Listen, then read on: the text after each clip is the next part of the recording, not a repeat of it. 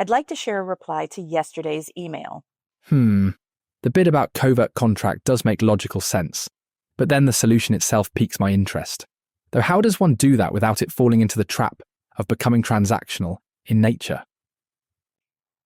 And that's a great question, because that word, transactional, has become the relationship version of the boogeyman. We hear it and instantly tense up. Am I asking for too much? If I say what I need, will I sound selfish? Isn't love supposed to be unconditional?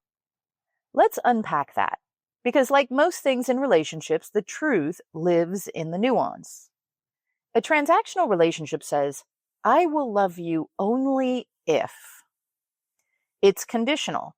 And yes, that can be toxic, because taken to an extreme, that kind of tit-for-tat scorekeeping kills connection. It turns love into a spreadsheet. But here's the plot twist. Love is conditional.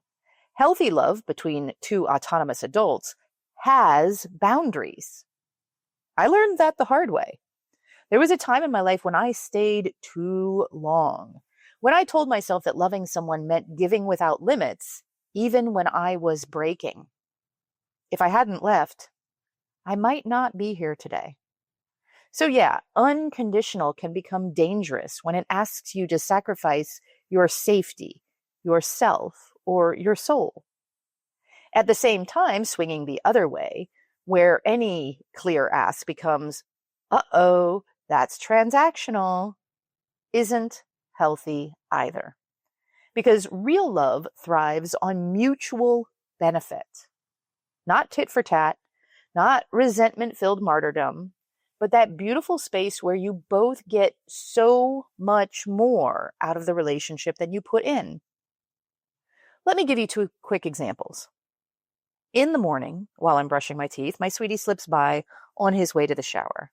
He pauses, just for a second, to hug me, squeeze me, pat my butt, and kiss my neck. 5 seconds. That's it.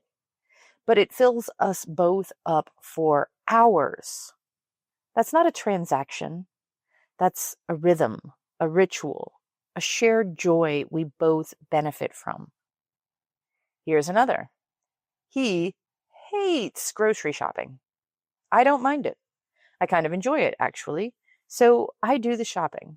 We eat better. We save money. And he thanks me, genuinely, which makes me feel appreciated and seen. The math? We both come out ahead. That's the magic of mutual fulfillment. Now, yes, sometimes a relationship does need a more structured negotiation, especially when things are out of balance. When you've got young kids, when work is draining every last spoon, when connection feels routine or missing entirely.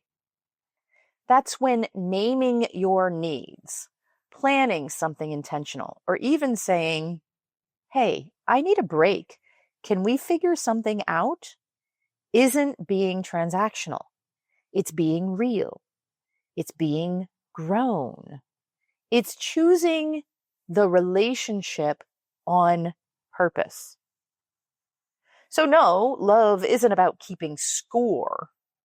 It's about co-creating a life together where you both feel fed emotionally, physically, spiritually, even logistically. And when that's working, you don't have to track who did the dishes. You're too full to even care. If this stirred something in you, I'd love to help you explore it more. Book a free 15-minute Big Ask consultation with me.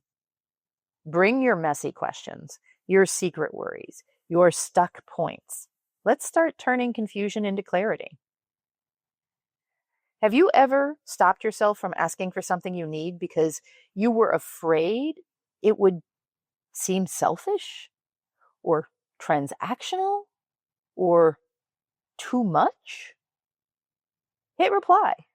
I'd genuinely love to hear your take.